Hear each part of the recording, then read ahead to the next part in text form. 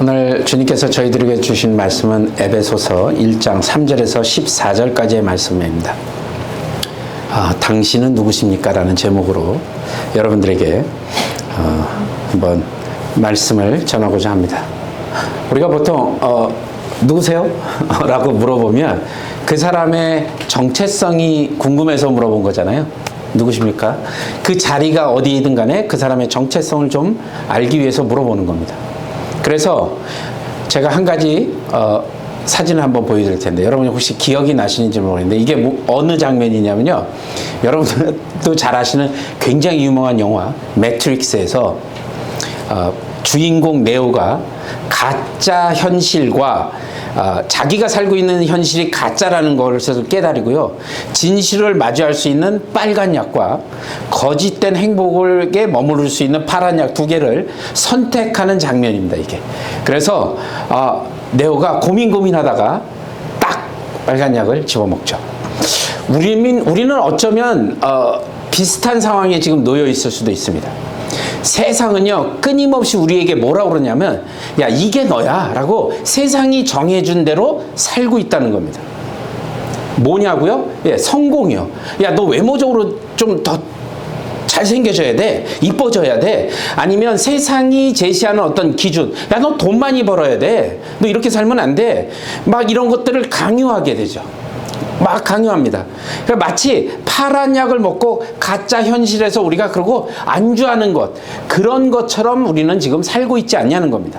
그런데 하나님께서는 우리에게 빨간 약을 제시하십니다.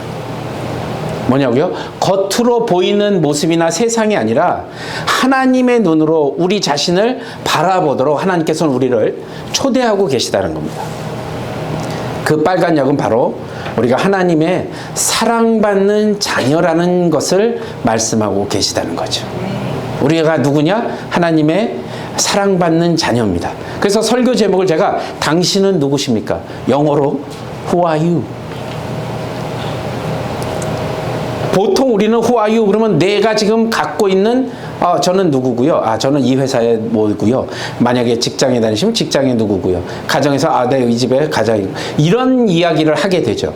근데 오늘 에베소서 1장 3절에서 14절은 뭐라 그러냐면 우리가 누구인지, 왜 이 땅에 존재하는지를 명확하게 우리에게 지금 알려주고 있는 겁니다. 그래서 여러분들에게 Who are you? 했을 때 여러분들의 정체성을 확실히 오늘 이 말씀을 통해서 딱 잡으시고, 누군가가 물어본다면 난 이렇습니다 라고 대답할 수 있는 여러분이 되셔야 한다는 거죠.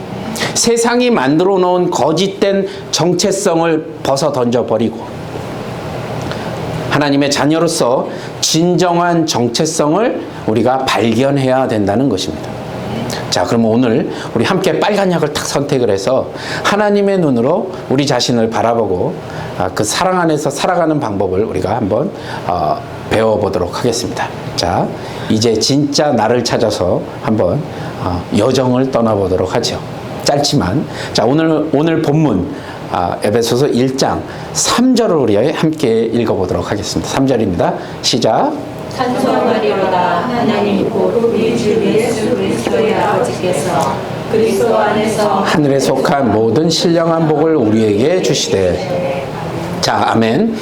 바울이요, 찬양으로 먼저 시작합니다. 찬송하리로다. 왜 그럴까요?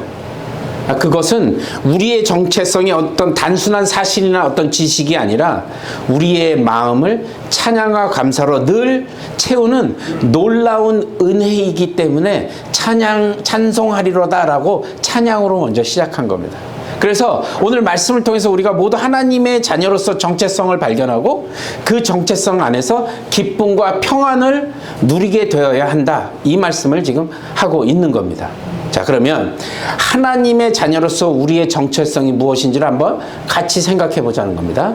첫 번째, 하나님의 자녀로서 우리의 정체성, 바로 우리는 하나님께서 선택하신 자녀입니다.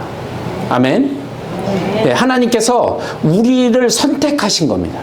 자, 보세요. 에베소서 1장 4절에서 5절 한번 제가 4절, 여러분들이 5절 읽겠습니다. 곧 창세전에 그리스도 안에서 우리를 택하사 우리로 사랑 안에서 그 앞에 거룩하고 흠이 없게 하시려고 그 기쁘신 뜻대로 우리를 예정하사 예수 그리스도로 말미암아 자기의 아들들이 되게 하셨으니. 아멘.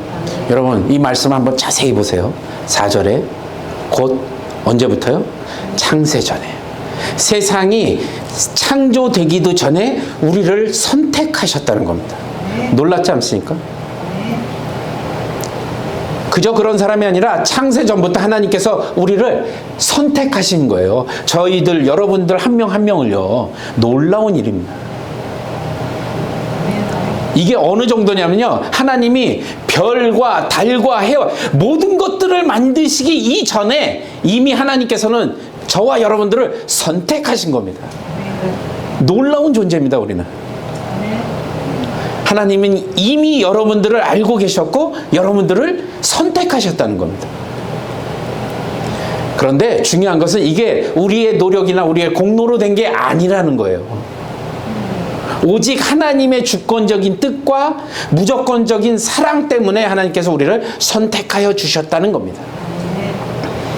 여기서 우리를 택하사라는 그 택하사라는 단어가 헬라어로 에클레고마이라는 단어를 썼습니다.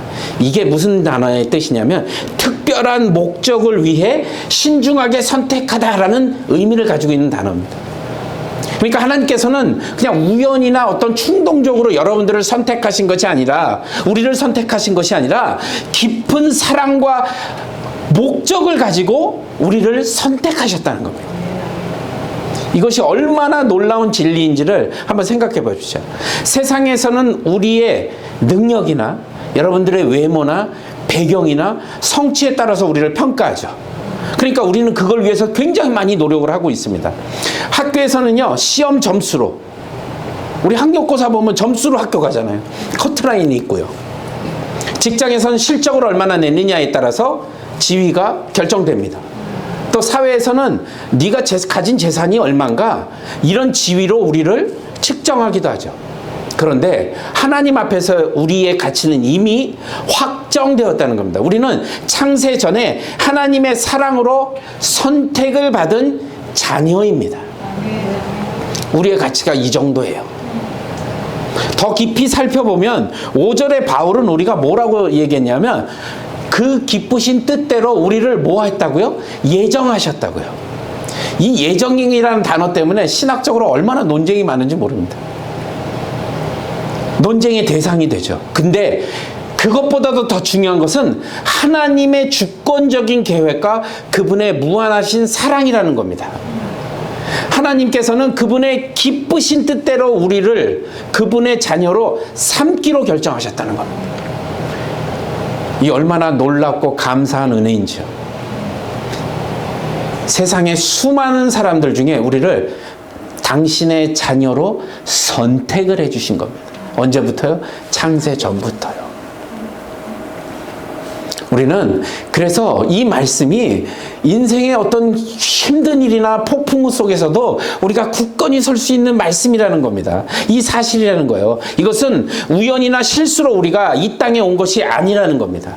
우리는 하나님의 의도적인 선택의 사랑의 대상인 거죠. 이것이 우리가 첫 번째로 기억해야 될 사실이라는 겁니다. 우리는 하나님께서 선택하신 뭐요? 자녀입니다. 아멘이시죠? 자, 그럼 두 번째로 우리가 기억해야 될 게 뭐냐면 하나님의 자녀로서 우리의 정체성, 두 번째는 우리는요 그리스도 안에서 구속을 받았습니다. 자, 7절에 보면 우리는 그리스도 안에서 그의 풍성함을 따라 그의 피로 말미암아 구속 곧 죄사함을 받았으니 라고 이야기합니다. 구속이 뭐냐면요, 헬라어 단어에는 아폴루토로시스라는 단어를 썼는데 이게 뭐냐면 값을 치르고 자유롭게 하다라는 의미를 가지고 있습니다. 값을 치르고요. 고대 사회에서는요 노예를 시장에서 사서 자유롭게 해주는 관행이 있었습니다. 노예를 사서 자유롭게 풀어주는 거예요.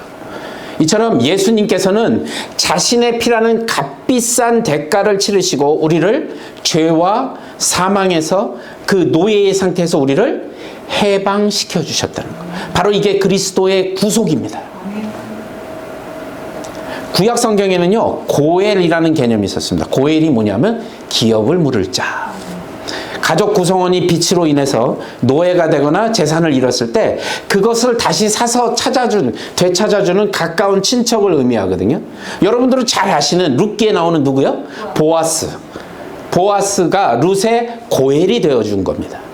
예수님은 우리의 궁극적인 고엘이 되셨습니다. 여러분 중에도 과거의 실수나 어떤 내 죄로 인해서 지금도 자책하고 있는 분이 계실지도 혹시 모르겠습니다. 혹은 다른 사람들이 여러분의 과거의 실패로 여러분들을 정의하려고 할 수 있죠. 너 그렇잖아 예전에 이러고 여러분들을 정의할 수도 있습니다. 그러나 복음은 우리에게 너는 그리스도의 피로 구속받은 자이며 내 과거가 아닌 예수님이 이루신 일로 정의된다라고 계속해서 말씀하고 계시는 겁니다. 오늘 본문 8절에서 10절을 보면 하나님께서는 이 구속의 은혜를 우리에게 이렇게 말씀하십니다. 자, 제가 8절, 여러분 9절, 10절. 이는 그가 모든 지혜와 총명을 우리에게 넘치게 하사 그 뜻의 비밀을 우리에게 알려주신 것이요 그의 기뻐하심을 따라 그리스도 안에서 때가 찬 경륜을 위하여 예정하신 것이니 하늘에 있는 것이나 땅에 있는 것이 다 그리스도 안에서 통일되게 하려 하심이라. 아멘. 우리는 구속의 목적이 단순히 우리의 죄사함에 그치지 않고요. 하나님의 더 큰 계획의 일부라는 것을 우리가 알 수 있습니다. 하나님께서는 최종적으로 하늘에 있는 것이나 뭐라고요? 땅에 있는 것이 다 그리스도 안에서 통일되게 하려 하심이라고 말씀하시죠. 이거는 온 우주적인 화해와 회복의 비전을 말씀하고 계신 겁니다. 죄로 인해서 분열되고 깨어진 모든 관계가 그리스도 안에서 모두 회복될 것이다 라고 지금 말씀하고 계신 겁니다. 우리는 이 위대한 계획의 일부인 것입니다. 우리는 단순히 죄사함을 받는 것에 그치지 않고 하나님의 화해와 회복의 사역에 동참하도록 저와 여러분을 부르셨다는 겁니다. 이것이 구속받은 하나님의 자녀이자 특권임을 여러분들이 꼭 기억하시고 여러분 삶에 힘이 되는 말씀이 될 수 있도록 우리가 계속해서 끊임없이 나아가야 될 줄로 믿습니다. 자, 세 번째, 그리스도 하나님 자녀로서의 우리의 정체성. 세 번째가 뭐냐? 바로 우리는 성령으로 인치심을 받은 자녀들입니다. 우리는 성령으로 인치심을 받은 자녀입니다. 자, 12, 13, 14, 14절 한 절씩 교독할게요. 모든 일을 그의 뜻의 결정대로 일하시는 이의 계획을 따라 우리가 예정을 입어 그 안에서 기업이 되었으니 이는 우리가 그리스도 안에서 전부터 받았던 그의 영광의 찬송이 되게 하려 하십니다. 그 안에서 너희도 진리의 말씀 곧 너희의 구원의 복음을 듣고 그 안에서 또한 믿어 약속의 성령으로 인치심을 받았으니 이는 우리 기업의 보증이 되사 그 얻으신 것을 복속하시고 그의 영광을 찬송하게 하려 하십니다. 아멘. 자, 이 11, 12, 13, 14절에 보시면 바울이 아주 두 가지 중요한 개념을 소개하는데 바로 기업과 인치심입니다. 먼저 기업이라는 단어는요, 상속 재산을 말하는 거거든요. 그러니까 고대 사회에서 상속권은 오직 합법적인 자녀에게만 주어진 겁니다. 그러니까 바울은 우리가 하나님의 자녀로서 그분의 기업을 상속받을 권리가 있다라고 이야기합니다. 얼마나 놀라운 특권입니까? 우주를 창조하신 하나님의 모든 부와 영광이 우리가 상속자라는 겁니다. 얼마나 놀라운 일인지요. 그런데 이 기업은 단순히 물질적인 축복이 아니라는 겁니다. 로마서 8장 17절에 바울은 자녀이면 또 상속자 곧 하나님의 상속자여 그리스도와 함께한 상속자다라고 이야기하죠. 우리의 상속은 하나님 자신과의 친밀한 관계, 즉 그분의 임재 안에서 누리는 영원한 기쁨과 평화입니다. 그럼 인치심은 뭘까요? 고대 세계에서 인장, 소유권과 권위를 나타내고 있습니다. 인치심. 그러니까 왕의 인장을 찍은 문서는 왕의 권위를 가진 거잖아요. 우리도 그래서 인감도장이라는 건 말을 하잖아요. 그 도장이 그 사람의 권위를 대신하는. 그러니까 왕의 인장이 찍힌 문서는 왕의 권위를 가졌고, 그 물건에 인장이 찍힌 것은 그게 누구의 소유인지를 정확하게 밝히는 거죠. 특히 무소불위의 강력한 그 왕의 권한을 가진 왕의 그 인장. 마찬가지로 성령의 인치심을 받았다는 것은 우리가 누구에게 속했다? 하나님께 속한 사람들이라는 확실한 증거라는 겁니다. 어느 누구도 우리를 그분의 손에서 빼앗을 수 없다는 보증을 얘기하는 겁니다. 성령은 또한 우리의 기업에 대한 보증이라고 말씀하셨잖아요. 헬라어로 이 보증이라는 단어를 아라본이라는 단어를 썼는데, 계약의 어떤 보증금을 얘기하는, 여러분 보증금, 그러니까 귀에 확 들어오시죠? 보증금이에요. 집을 살 때 계약금을 내는 것처럼 하나님께서는 우리에게 성령을 주심으로써 자신의 모든 약속을 지키실 것을 보증하신 겁니다. 이 놀라운 은혜가 우리에게 있다는 것이죠. 이건 우리 믿는 우리 모두에게 엄청난 확신을 주죠. 세상에 불확실성에 지금 우리는 살고 있거든요. 전염병도 돌고요. 얼마 전에 지진으로 수많은 사람들이 목숨을 잃었습니다. 지금도 세계 곳곳에서 전쟁이 일어나고 있고요. 정치적으로 많은 나라들이 불안에 쌓여 있습니다. 기후가 많이 변해서 어마어마한 재난이 일어나고 있습니다.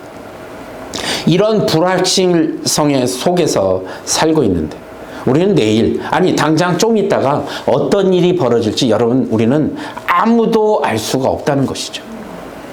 장담할 수 없습니다. 그러나 그리스도 안에서 우리의 미래는 확실하다는 겁니다. 우리는 성령으로 인치심을 받았고 하나님의 자녀로서 영원한 기업을 상속받을 것이다 라고 말씀하고 계신 거죠. 특히 13절에 바울이 인치심이 진리의 말씀 곧 너희 구원의 복음을 듣고 그 안에서 또한 믿어라고 이야기합니다. 성령의 인치심은 복음을 듣고 믿는 모든 사람에게 주어지는 뭐다? 선물이다라는 거예요. 우리는 어떤 특별한 영적인 체험이나 감정적인 어떤 경험을 통해서가 아니라 단순히, 여러분, 단순히 복음을 믿음으로써 우리는 성령을 받는다는 겁니다. 우리가 성령을 받기 위해서 뭔가 40일 금식해야 되고 뭘 해야 되고 하는 조건이 있다면 너무나 억울하잖아요. 그런데 하나님께서는 아니, 단순히 너희들이 복음을 믿기만 하면 성령을 받는다는 얘기입니다. 이게 우리의 세 번째 정체성입니다. 우리는 하나님의 성령으로 인치심을 받은 자녀들이라는 거 여러분 잊지 마십시오. 우리는 하나님께 속했고 그분의 영원한 기업을 상속받을 것이라는 것. 이 세 가지를 우리가 꼭 기억하고 꼭 붙들고 있으면 우리가 흔들리지 않는 삶을 산다는 것이죠. 자, 그런데 여러분에게 계속해서 반복드리잖아요. 알아요, 머릿속으로는. 알죠. 알고 있습니다. 그런데 우리의 삶에서 이걸 적용해야 될 거 아니에요. 알고는 있는데. 그래서 하나님의 자녀로 살아가기 5가지를 우리가 삶에서 한번 적용해보고 이 놀라운 진리를 일상생활에 어떻게 적용할 것이고, 나는 하나님의 선택받은 자녀고 그리스도의 피로 구속받았고 성령의 인치심을 받았다는 사실이 오늘 나의 삶에 영향을 미쳐야 될 거 아닙니까? 그러니까 이 5가지를 한번, 여러분 혹시 적으실 때 불편하실까봐 계속 5가지를 연결해서 계속 띄워드릴 테니까 막 적는데 너무 하시지 말고 말씀에 집중하시기 바랍니다. 자, 첫 번째로는요, 새로운 시각으로 자신을 바라보기입니다. 자, 먼저 우리는 자신을 세상의 기준이 아니라 하나님의 시각으로 바라봐야 됩니다. 세상은 우리의 가치를 아까 말씀드렸잖아요. 어떤 성적표나 아니면 뭐 급여 명세서 아니면 소셜미디어에 요즘은 좋아요를 몇 개 받았느냐에 따라서 나의 어떤 그 가치가 막 올라가는 것처럼 생각하잖아요. 그죠? 그래서 그걸 많이 받고 또 외모가 또 뛰어나야 된다라는 것들로 평가를 하잖아요. 근데 우리는 이러한 세상의 가치 체계를 거부해야 합니다. 여러분은 실패한 사람이 아니라는 거죠. 여러분은 부족한 사람이 아니라는 겁니다. 여러분은 하나님께서 선택하시고 예수 그리스도의 피로 여러분을 구속하시고 성령님으로 인치신 귀한 주님의 자녀들입니다. 이런 새로운 시각을 가지고 여러분들이 우리 스스로를 바라봐야 돼요. 그래서 여러분 매일 아침 거울을 딱 볼 때 이렇게 한번 흔히 깨보세요. 그래, 하나님의 자녀. 힘이 확 솟습니다. 내가 누구의 자녀이냐, 내 가치관을 무엇으로 삼고 있느냐라는 겁니다. 단순히 직장인이나 학생이나 아빠나 아버지나 이 배우자를 보는 것이 아니라 여러분은 하나님의 사랑받는 자녀라는 것. 그래서 이 정체성이 여러분의 자존감의 기초가 돼야 되는 거예요. 아니 내가 누군데 이 사람이 거울을 딱 보시면서 하나님의 자녀. 오늘 함께 갑시다. 이렇게 거울을 보고 한번 여러분 외쳐보시기 바랍니다. 내 자존감이에요. 내 가치. 그래서 매일 아침 기도 시간에 여러분 선포해 보십시오. 하나님, 오늘도 나는 하나님의 선택받은 자녀입니다. 나는 그리스도의 피로 구속받았고 성령의 인치심을 받았습니다. 하나님, 어떠한 상황에서도 나는 하나님의 자녀입니다. 라고 여러분 결단하고 선포하고 나가십시오. 그러면 세상이 새로운 시각으로 보이게 될 것이고요. 그래서 그것이 우리의 마음과 우리의 생각을 변화시키고 하루를 살아가는 생활 방식을 여러분 바꾸게 될 거라는 겁니다. 그렇게 살아야 돼요. 요즘은 심리학자들이 많이 그런 얘기를 많이 하죠. 인간의 행동이 자아상에 의해서 크게 좌우된다. 내가 무슨 생각을 하고 어떤 가치를 갖고 사느냐에 따라서 내 인생이 많이 바뀐다는 겁니다. 우리가 자신을 어떻게 보느냐에 따라서 우리의 행동과 태도 또 인생의 선택이 달라진다는 겁니다. 그리스도 안에서 우리의 참된 정체성을 발견할 때 우리는 더 이상 세상의 안정과 성공에 몸부림치지 않는다는 것이죠. 우리는 이미 하나님 앞에서 무한한 가치를 가진 존재이기 때문에 그렇습니다. 자, 그래서 첫 번째로는 새로운 시각으로 자신을 바라보시기, 이거 해보시기 바랍니다. 두 번째로는요, 하나님의 자녀답게 살아가기입니다. 자, 우리는 이 정체성에 합당하게 살아가야겠죠. 4절에서 바울이 하나님께서 우리를 선택하신 목적이 딱 적어놨는데 그 앞에 거룩하고 흠이 없게 하시려고 라고 적었습니다. 그러니까 거룩함은 단순히 여러분 규칙을 지키는 것이 아닙니다. 하나님의 성품을 반영하는 삶을 사는 것이라고 말씀하십니다. 우리가 왕의 자녀라면, 여러분이 왕자고 여러분이 공주라면 그거에 맞는 품격을 갖춰야겠죠. 예를 들어서 여러분이 대통령의 자녀라면 여러분들은 그런 삶을 사셔야 되잖아요. 품격을 지켜야 되잖아요. 왜? 우리 아버지가 대통령인데. 그렇게 안 살면 문제가 생기잖아요. 왜냐하면 여러분의 행동이 누구한테 가요? 우리 아버지에게, 우리 어머니에게 영향을 미치잖아요. 그래서 우리 어른들이 그런 말 하죠. 야, 너 아버지가 누구니? 이 얘기가 그냥 지나가는 얘기가 아니라 그거를 밝히기 위해서 그런 겁니다. 도대체 어떤 교육을 받았길래 너 이러냐? 이런 의미거든요. 여러분의 행동 하나하나가 하나님께 어떤 영향을 미치는지 우리가 하나님의 자녀답게 사는 그걸 가지고 살아야 된다는 거죠. 우리는 하나님의 자녀로서 우리의 행동이 하나님의 이름과 명성에 영향을 미친다는 사실을 인식하면서 여러분 하나님의 자녀답게 살아가야 한다는 것입니다. 하나님의 자녀로서 우리는 세상의 가치관과 기준에 다르게 살아가야 되죠. 세상은 자기 성공적이어야 되고 물질이 풍요해야 되고 쾌락을 추구하죠. 우리는 이기심, 탐욕, 미움, 그런 것 대신에 사랑과 희생과 용서와 정의를 실천하는 사람들이 되어야 한다는 겁니다.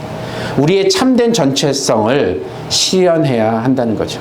자, 그래서 매일매일 여러분 결정을 하실 때 무언가 결정을 하잖아요. 우리 매일 뭔가 결정하면서 삽니다. 그죠? 밥을 뭘 먹을지, 어디로 가야 될지, 만나서 무슨 얘기를 해야 될지. 자, 그거를 결정하실 때 딱 한 가지만 우리 생각해 봅시다. 하나님의 자녀로서 합당한가? 라는 거. 여러분들이 직장에서 어떤 윤리적인 딜레마에 빠졌습니다.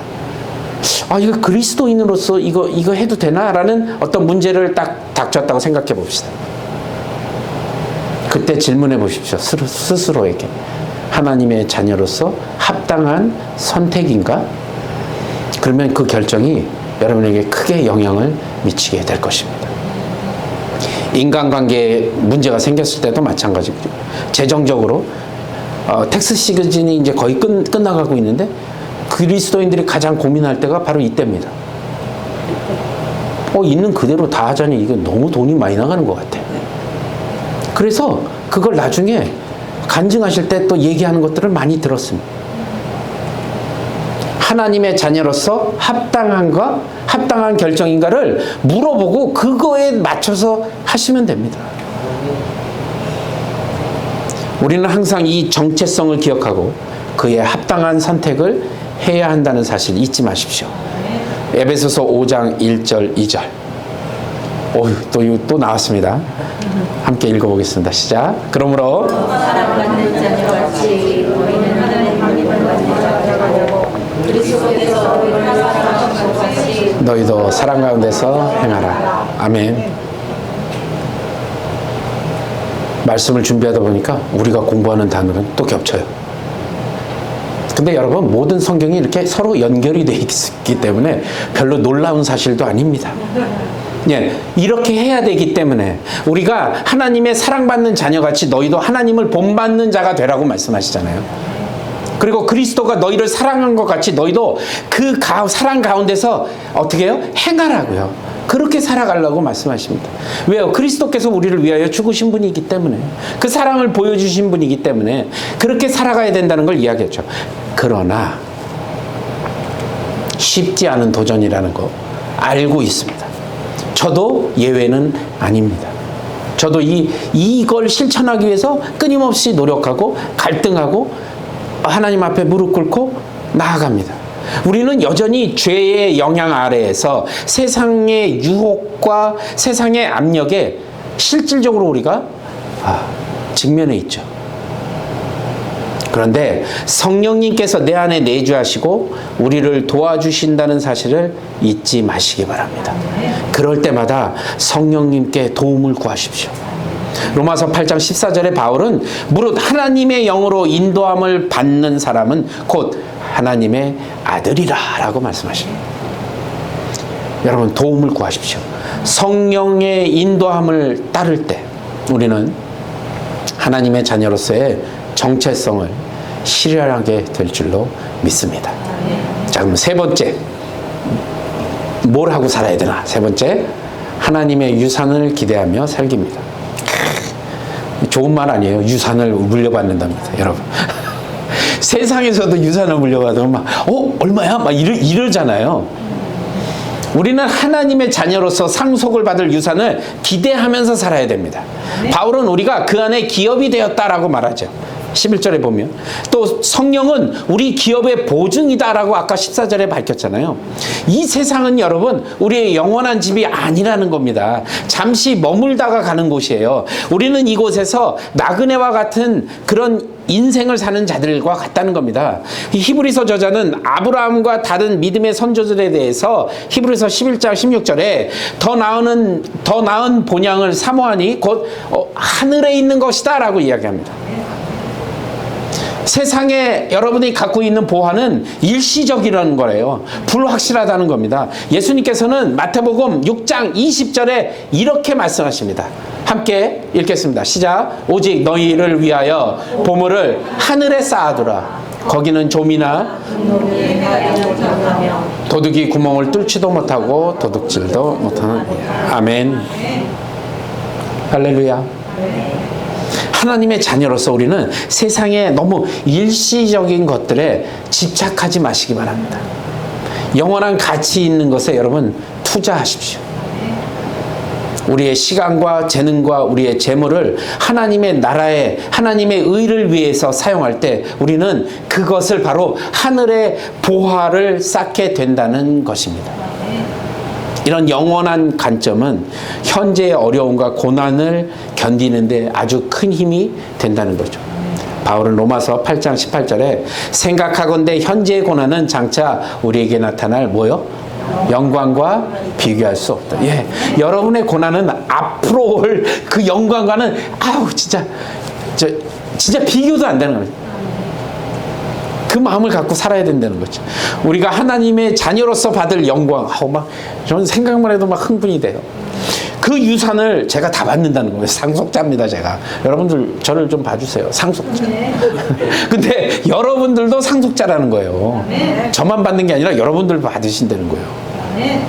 현재의 어려움은요, 일시적이고 작은 겁니다. 너무 거기에만 매달리지 마세요. 그래서 매일매일 여러분 결정하실 때 아까 하나님의 뭐라고 그랬죠? 합당한가? 하나님의 자녀로서 이 결정하는 게 합당한가? 자, 이번에는요, 이것이 영원한 가치가 있는가 한번 질문해 보시고 결정하십시오. 잠깐 있다 가는 거면 그냥 영원한 가치가 있는가? 그러면 해보시는 거예요. 여러분의 시간과 에너지를 어디에 지금 투자하고 계시냐는 겁니다. 여러분의 재정을 어떻게 지금 사용하고 계시냐는 겁니다. 여러분의 관계는 영원한 관점에서 어떤 의미가 있는지를 한번 생각해 보시라는 겁니다. 이제는 하나님의 자녀로서 정체성 그리고 영원한 유산을 인식하면서 완전히 다른 삶을 살기로 결단하고 나아가는 저와 여러분이 되시길 바랍니다. 자, 네 번째. 이게 좀 중요해서 제가 여러 가지를 적용을 시키고 싶어서 그렇습니다. 네 번째는 하나님의 영광을 위해 살기입니다. 바울은요, 우리가 구원을 받는 궁극적인 목적이 그의 영광을 찬송하게 하려 하십니다 라고 반복해서 얘기합니다. 오늘 본문에 보면 6절, 12절, 14절 계속해서 반복해서 얘기합니다. 우리 삶의 목적은 내 자신의 만족이나 성공이 아니라 하나님께 영광을 돌리는 삶입니다, 여러분. 그게 하나님께서 우리를 창조하신 목적이기도 하고요. 그러니까 하나님께 영광을 돌리기 위해서 살아야 한다는 거죠. 어떻게 우리가 하나님께 영광을 돌리며 살 수 있나? 예, 우리의 말과 행동을 통해, 여러분의 삶을 통해서요. 우리의 직장과 가정에서 우리가 만나는 모든 사람들에게서 그리스도의 사랑과 자비를 보여줌으로써 여러분들 가능하다는 겁니다. 그게 주님의 영광을 위해 사는 삶이라는 겁니다. 예수님께서는 이같이 너희 빛이 사람 앞에 비치게 하여 그들로 너의 착한 행실을 보고 하늘에 계신 너희 아버지께 영광을 돌리게 하라 라고 마태복음 5장 16절에 말씀하고 계십니다. 우리는 하나님의 자녀로서 이 세상에서 그분의 대사입니다. 대사. 여러분 대사관 아시죠? 대사입니다. 고린도후서 5장 20절에 바울은 이렇게 말합니다. 함께 읽어보도록 하죠. 시작. 그러므로 우리가 그리스도를 대신하여 사신이 되어 하나님이 우리를 통하여 너희를 구원하신 것까지 그리스도를 대신하여 간청하노니 너희는 하나님과 화목하라. 아멘. 여러분이 대사예요. 사신이 되어서 가는 겁니다. 그러니까 대사는요, 자신의 이익이나 자신의 뜻을 위해서 일하지 않고요. 어떻게 해요? 자신이 대표하는 국가나 국가의 어떤 이익을 위해서 뜻을 위해서 일하는 사람들입니다. 우리가 하나님의 대사라고 하면 우리의 뜻과 우리의 이익이 위해서가 아니라 뭐요? 네, 하늘나라의 이익과 뜻을 위해서 일하는 대사라는 겁니다. 우리는 이 세상에서 하나님 나라를 대표해서 여러분 그분의 뜻과 영광을 위해서 살아가는 자들이라는 것을 잊지 마시기 바랍니다. 자, 이제 아침에 그러면 이렇게 기도해 보죠. 하나님, 오늘 제가 어떻게 하나님께 영광을 돌리며 살 수 있을까요? 제가 만나는 모든 사람들에게 하나님의 사랑과 은혜를 보여줄 수 있도록 도와주십시오 라고 기도해 보십시오. 우리의 일상적인 생활 가운데, 직장 가운데서, 가정 가운데서, 이웃과의 관계 안에서 모든 것이 하나님께 영광을 돌릴 수 있는 기회가 된다는 사실을 잊지 마십시오. 여러분이 만나는 한 사람 한 사람이 여러분이 대사로서, 하나님 나라의 대사로서 그분들을 대하고 있다고 생각하시면 우리들의 삶이 얼마나 많이 바뀌겠습니까? 특히 어려운 상황 속에서 우리가 보여주는 반응은 강력한 증거가 되죠. 불공정한 대우를 받을 때 용서하고, 고난 중에서도 소망을 잃지 않고, 유혹 앞에서도 이 거룩함을 우리가 지키며 살아갈 때 우리는 세상과 다른 모습을 보여줄 수 있다는 거죠. 이런 차이가 사람들이 저 사람은 뭐가 좀 달라도 달라라고 질문하게 만드는, 어떻게 그렇게 사실 수 있죠? 그때 바로 복음을 전하시면 됩니다. 내가 하나님의 자녀로서 살아갔더니 이러이러한. 그래서 초대교회 사람들이요, 생활하는 것을 주위에서 보니 저들은 크리스찬이구나 라고는 생각을 했다는 사실을 여러분 잊지 마시기 바랍니다. 우리들의 삶의 행동과 말투와 모든 것들로 인해서 우리는 하나님의 대사로서의 사명을 살아가야 한다라고 생각하는 거 꼭 기억하시기 바랍니다. 자, 이제 마지막으로 공동체 안에서 정체성을 실현하기입니다. 자, 마지막으로 덧붙이고 싶은 적용이 바로 우리의 정체성이 우리 개인적인 것뿐만 아니라 공동체적이라는 사실을 잊지 마시기 바랍니다. 바울이 에베소서 전체에서 우리가, 우리 아니면 너희라는 복수형을 사용하고 있다는 사실을 주목해야 합니다. 어떤 한 사람만을 지적해서 얘기한 것이 아니라 너희들, 우리들 하고 복수형을 사용했어요. 그리스도인의 정체성은 홀로 실현되는 것이 아니라 교회, 공동체 안에서 함께 실현된다는 사실을 우리가 잊지 말아야 한다는 겁니다. 에베소서 2장 19절에 바울은 그러므로 이제부터 너희는 외인도 아니요 나그네도 아니요 오직 성도들과 동일한 시민이요 하나님의 권속이라. 하나님의 권속, 즉 하나님의 가족이라는 겁니다. 우리는 한 가족입니다. 이 개념 안에서 우리가 서로 속해 있다는 것을 우리가 깨달아야겠죠. 지금 사회는요, 개인주의입니다. 개인이 위주예요. 모든 것이 개인이 먼저입니다. 심지어 교회 안에서도 나만의 영성, 어떤 나만의 신앙, 이런 걸 강조할 때가 너무 많아요. 그러나 성경은 그리스도인의 정체성이 공동체적이라고 가르치고 있습니다. 우리는 서로가 서로를 필요로 합니다. 아니요, 필요합니다. 우리는 서로를 통해서 배우고 서로를 통해서 성장하는 사람들입니다. 교회는 그냥 단순한 조직이나 모임이 아니라는 겁니다, 여러분. 우리는 하나님의 한 가족 공동체입니다. 이 가족 안에서 우리는 서로를 격려하고 서로를 위로하고 서로를 위해 기도하며 도전적이고 책임지는 그런 삶을 살아야 한다는 겁니다. 그래서 우리는 함께 그래서 예배드리고 함께 섬기고 함께 복음을 전해야 할 것입니다. 자, 그래서 실질적으로 나는 이 공동체에 얼마나 깊이 참여를 하고 있는가.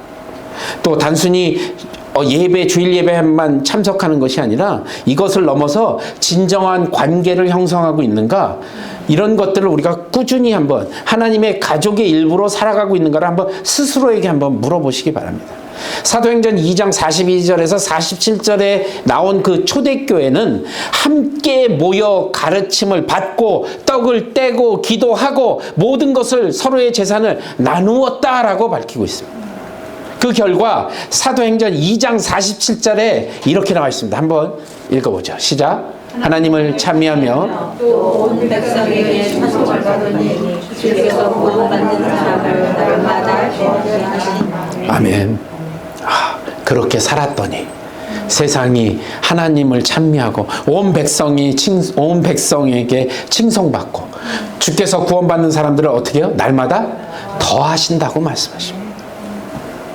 우리가 함께 하나님의 자녀로 살아갈 때 세상은 우리를 보고 누구를 찬양해요? 하나님을 찬양하게 될 것입니다. 자, 여러분 결론을 맺겠습니다. 오늘 우리는 에베소서 1장을 통해서 그리스도 안에서 우리의 정체성이 무엇인지를 살펴봤고 또 그것을 어떻게 우리 삶 가운데 적용해야 될지를 한번 살펴봤습니다. 여러분, 우리는 창세전에 선택을 받았고 그리스도의 피로 구속을 받았고 성령으로 인치심을 받은 하나님의 사랑하는 자녀입니다. 그게 우리의 정체성입니다. 이 세상에서 많은 도전과 어려움을 만날 때 때로는 우리의 정체성에 대한 혼란과 의심이 생길 수 있죠. 세상은 끊임없이 너는 이게 부족하고 너는 이게 모자라고 너는 이렇게 해야 되라고 이야기할 때 하나님의 말씀을 붙들고 나아가는 저와 여러분이 되시길 바랍니다. 하나님께서는 우리에게 이렇게 말씀하시죠. 너는 내가 선택한 자들이야. 너는 내 아들의 피로 구속받았어. 넌 내 영으로 인치심을 받았어. 그래서 요한일서 3장 1절은 보라, 아버지께서 어떠한 사랑을 우리에게 베푸사 하나님의 자녀라 일컬음을 받게 하셨는가. 하나님의 자녀라는 정체성은요, 우리에게 베풀어 주신 하나님의 그 놀라운 사랑의 표현입니다, 여러분. 자, 이제 여러분은 하나님의 자녀로서의 정체성을 탁 붙들고 세상에 나가 살으시기 바랍니다. 단순한 신학적 개념이 아니라요, 우리들의 삶을 변화시키는 실질적인 원리라는 겁니다. 오늘부터 이 진리가 여러분 마음속 깊이 새겨지시길 바랍니다. 여러분이 어디를 가든 무엇을 하든 하나님의 사랑받는 자녀라는 정체성을 잊지 마시기 바랍니다. 그리고 그 정체성에 합당한 삶을 살아가십시오. 그래서 여러분의 삶을 통해 하나님의 영광이 돌아가기를 우리 주 예수 그리스도 이름으로 간절히 축복하며 기도합니다. 아멘.